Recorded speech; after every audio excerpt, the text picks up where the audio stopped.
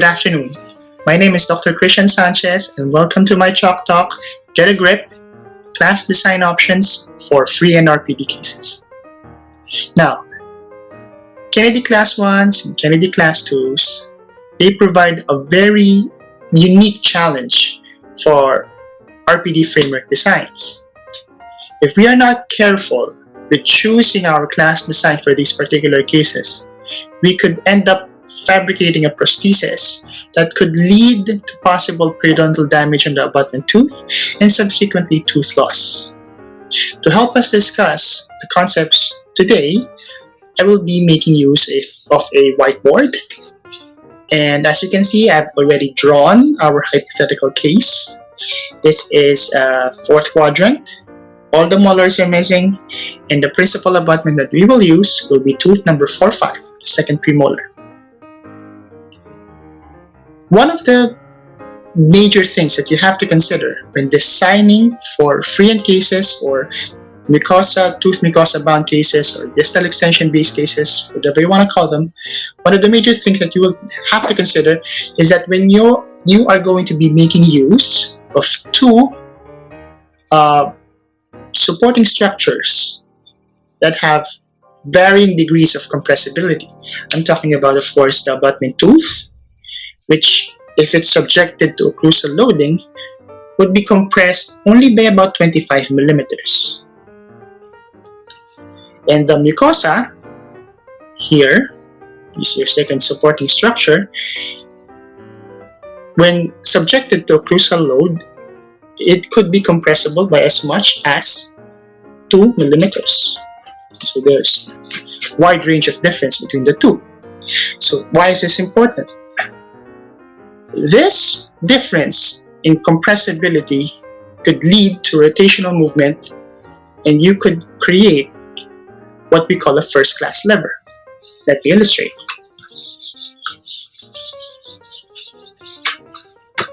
Let's say you're going to design for this case, and one of the more commonly used clasp designs is the circumferential clasp. So let's say we've decided to place a rest on the distal and a traditional circumferential clasp. As usual, the rigid and semi-rigid 2/3 is above the survey line, and the terminal third or the terminal flexible third engages the undercut. Of course, don't forget that you have a lingual bracing arm. You have a proximal plate there, and you also have the resin denture base. I'm not going to draw the denture teeth anymore because that may take a lot of time, but that is your denture resin base, or otherwise known as your saddle. Okay. What happens when you chew? You apply occlusal load on this area, and this part of your prosthesis, the distal extension part, is compressible because it's supported by mucosa, so it's going to depress, while this part of your tooth and the anterior is rigid, so it's going to remain stationary. So what it does is it creates a first-class lever with the fulcrum being on the wrist. Okay. The nature of first-class levers is that when one side relative to the fulcrum goes down, the opposite side goes up. So this part of the prosthesis would try to go up. Now this phenomenon produces a problem, because remember that your clasp here is engaged on an undercut. And when it tries to go upwards, it provides a non-axial loading on your tooth, otherwise known as torque.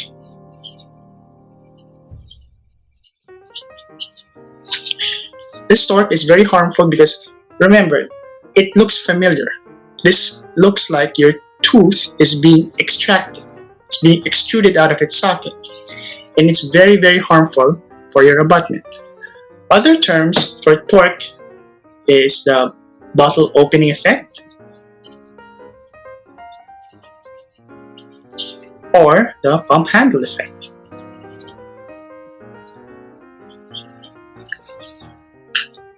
Also, let me just remind you that the reason why torquing happens in this particular case is because of three specific errors. The first error is you decided to place a distal rest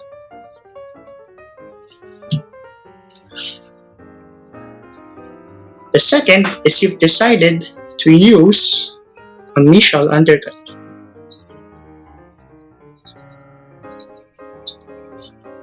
For your clasp. And the third error is the material that you use for your clasp is very rigid. You've used a cast metal clasp. So these three errors in combination to each other would lead to a very destructive clasp design for a freehand case. So this is one design that you would need to avoid. So what are the alternatives besides this? Alternative to the torquing clasp design that we've discussed earlier is quite possibly the most famous one. It's called the RPI system. Okay. So the RPI generally means you're going to use a rest, which is mesial rest, approximately, that's minimally contacting the surface, proximal surface or the guide plane, and an I-bar gingivally approaching clasp. Okay. So how does this aid with preventing torquing in your tooth? Like we said, we're going to place a mesial rest there and a proximal plate that's slightly contacting the guide plane. And once more, so I'm going to draw a denture base just to illustrate where the load is going to come from. And you're going to design an I-bar. Now the design of the I-bar is very specific. It would need to contact the undercut right on the mesial-distal bulge, or at least anterior to your mesial-distal bulge. This is the bulge here, the mesial-distal bulge.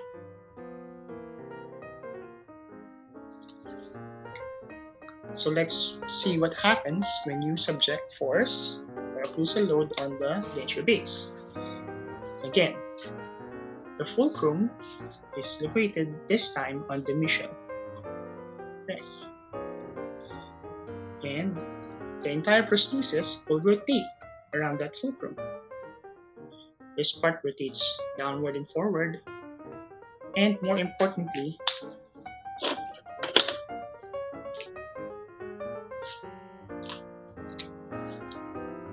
the clasp, as engaging your undercut, is going to rotate downward and forward as well, because it's on the same side relative to the fulcrum where your compression happens.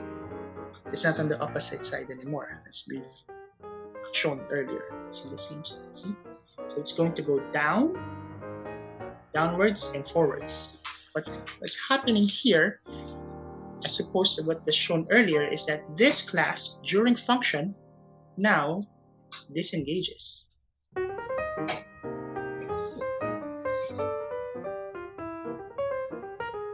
And this phenomenon leads to a particular property of your RPI system, that it is stress releasing. So there are various advantages for an RPI clasp design, but the most important one is its stress releasing property. It's widely recommended that you use this for your freehand cases because of that property. Other advantages for an RPI is, number one, it's also aesthetically pleasing because it's a gingivally approaching clasp. So it's hidden from, if your patient, when your patient smiles or speaks, it can be hidden behind the lip. Another advantage is that it has very few metal components. You notice that there's no lingual bracing arm. So very little metal to tooth contact, which could possibly lead to enamel demineralization. So there's none of that. One disadvantage is that some patients don't like the feel of a clasp crossing the gingival surface. So it's not very comfortable for them. Another disadvantage is that it's subject to vestibular anatomy. So this type of design cannot be used for cases where the vestibular depth is very shallow, less than 3.5 millimeters. If there's a very deep tissue undercut, you cannot use the RPI design. And if there is a presence of a very large, very fibrous frenum.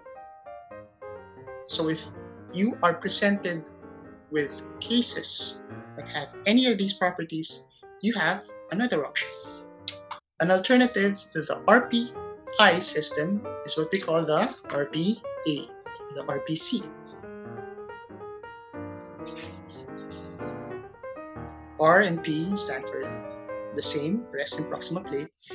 A stands for Ager's clasp, otherwise known as your normal C-clasp. And what does it look like? It's pretty much the same as your RPI, wherein you have a mesial rest, a minimally contacting proximal plate.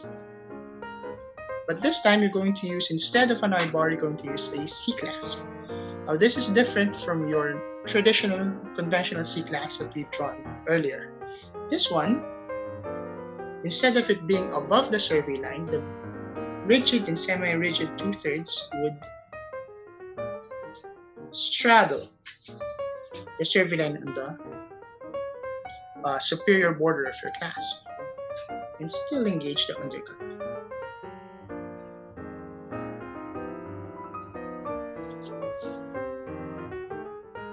And of course, let's not forget your resin entry base. So when you apply load, again, the fulcrum is on the mesial.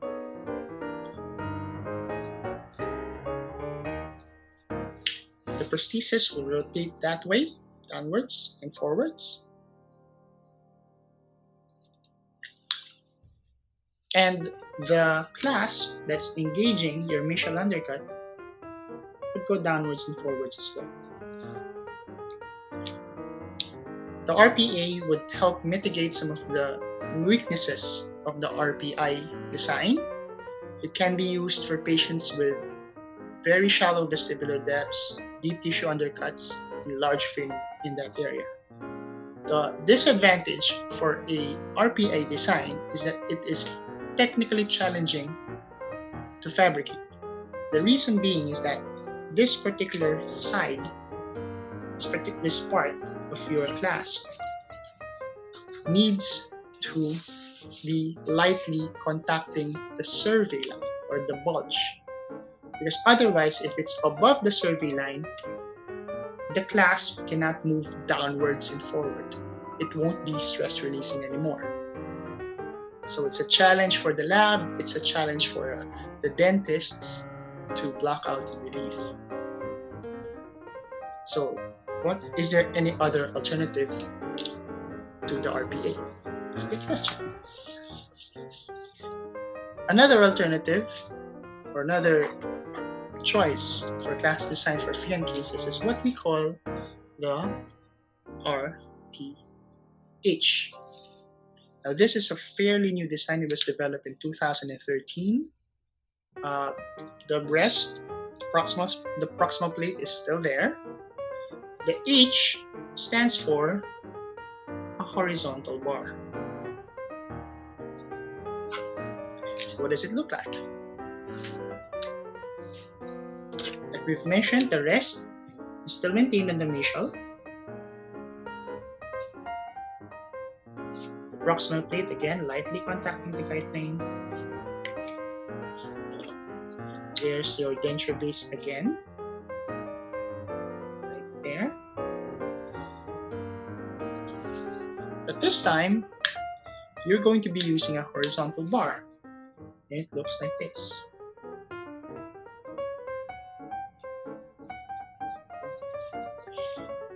It's going to be contacting the mesial undercut again.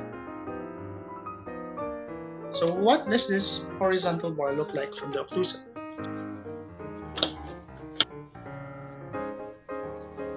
Okay.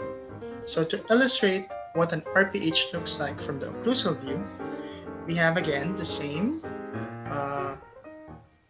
teeth that we're going to be using before. The 4, 5 will be the principal abutment. So the design would look like this. Same, you have a mesial rest right there. And you have a proximal plate right here. And there is a denture base connector.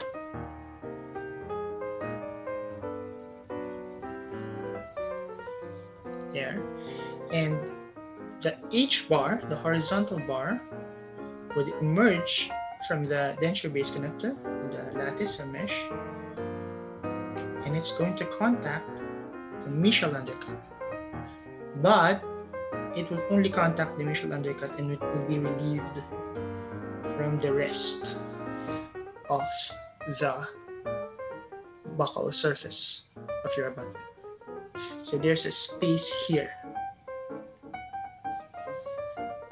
in between the tooth and the rigid and semi-rigid 2/3 of the H bar.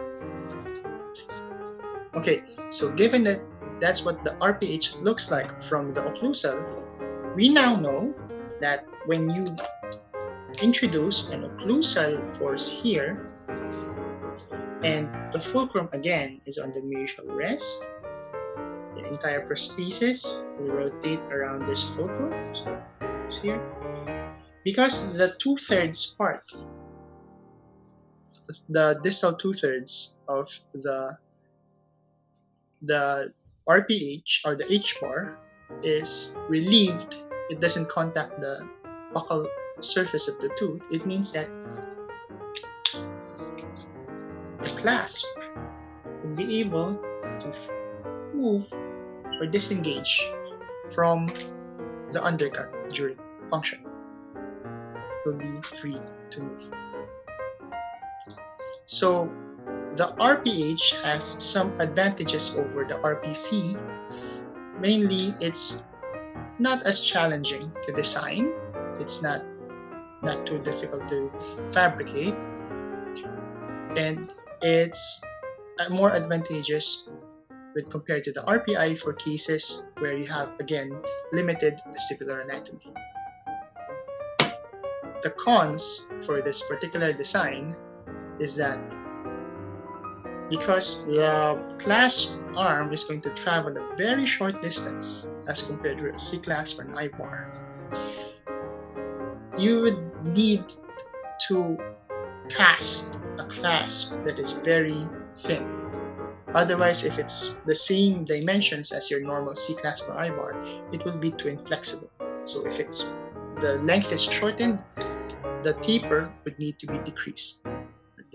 The width of the clasp would need to be decreased. So that means there could be possible breakage or fracture of the clasp arm down the line.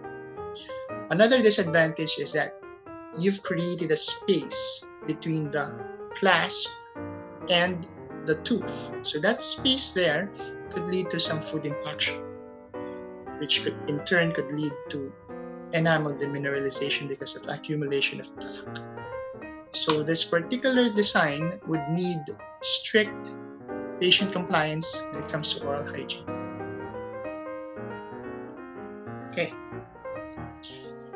The next round of clasp design options we will talk about are designs that do not necessarily provide stress release as compared to the previous three that we've mentioned. And The first one that I would like to talk about is the reverse C clasp. So what does a reverse C clasp look like? First, it engages the mesial undercut again. At this time, it will make use of a circumferential clasp emerging from the mesial.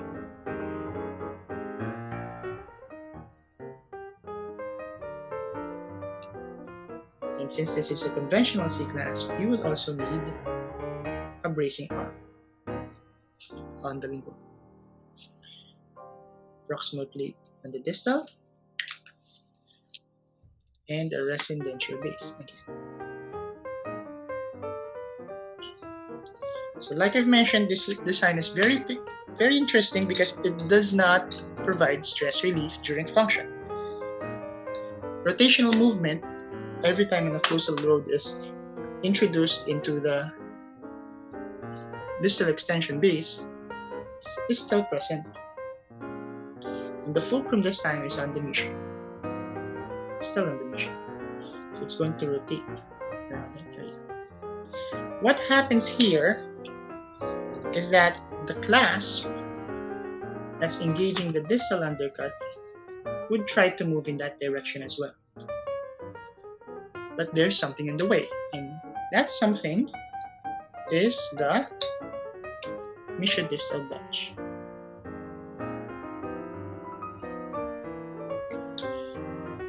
So as the prosthesis tries to rotate in this direction, so does the clasp. But it cannot move because the mesial-distal bulge is in the way. What this does is that it introduces a lateral force on the abutment, and the direction of that force is towards the mesial. This active force during function is only acceptable if there is something that braces against it, and that something is the adjacent tooth. So what does this mean? A reverse C clasp that still introduces non-axial and lateral forces on the abutment tooth is acceptable for this particular case because your adjacent tooth has very good contacts with that abutment. So even if it's trying to push that abutment towards the mesial, it's okay because you have an adjacent tooth that braces it. And obviously, if you have a diastema on that area or a space between the 4-5 and the 4-4, this design would become untenable. It will be destructive. But as long as you have that contact there, it's still okay. So this design is not seldomly used. It can be used for cases wherein you don't have any mesial undercut, for example, and you want to involve the distal undercut. Disadvantages for this design, besides the lateral forces being introduced on the abutment, is first, it's not very aesthetically pleasing. It's a supra-bulge clasp, so it's very visible, but to add to that, it also emerges from the mesial. So it's very clearly visible whenever the patient smiles or speaks, because it's on the mesial. Second, because it's going to straddle the mesial or the embrasure between the 4-4 and the 4-5, this type of clasp would necessitate a fairly considerable reduction on the enamel to be able to accommodate this clasp, especially if you have a natural tooth and antagonist for 4-5 and 4-4. You would need a large amount of reduction on the enamel so that the placement of this clasp does not lead to occlusal disharmonies. Another design that uses the distal undercut is the modified T-bar or T-bar clasp design. For this particular design, you would need this time a distal rest. You can use a mesial rest, but for this, we'll use a distal rest. The distal rest would be connected to the proximal plate, and then use the resin denture base.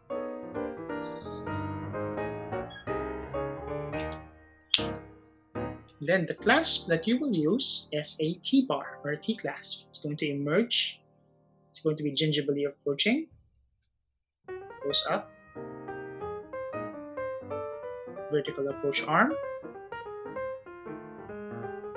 And the distal part of the T-bar would engage your distal undercut, while the mesial part will be above the survey line. Also, you would need a reciprocal arm on the lingual. This will be using the same principle that we've discussed from the reverse C-clasp. The fulcrum this time will be on the distal. So when you introduce an occlusal load, the entire prosthesis will rotate around this fulcrum. Right? And the clasp that's engaging the distal undercut would move in the same direction as well. Same as before, it is going to add laterally directed forces that would try to move the abutment mesially. Again, this design is only acceptable if you have very good contacts with the adjacent tooth to help brace against that lateral force. So that is your modified T-bar or T-bar clasp. The next clasp design that we will talk about is what we call a combination clasp. So what this means is that you have a distal rest, a reciprocal arm on the lingual,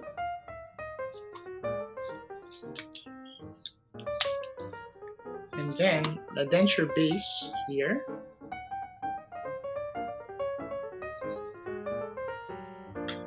If I forget, there's a proximal plate there. And then the clasp that you will use will be a Rottweiler clasp. It's engaging the mesial undercut. So what does this entail? When you add an occlusal load in the denture base, the distal rest will become the fulcrum, and the entire prosthesis will try to rotate around the fulcrum again. So what happens here is that the Rottweiler that's engaging the mesial undercut would try to move upwards.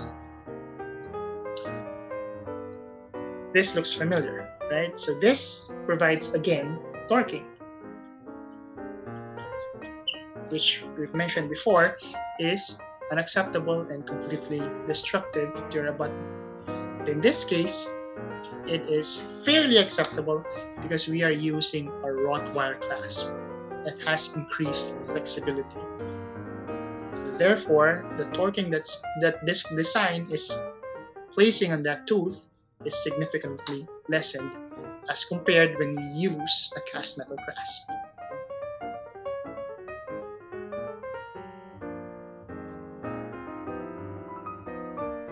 Okay, so those are the options for your free-end RPDs.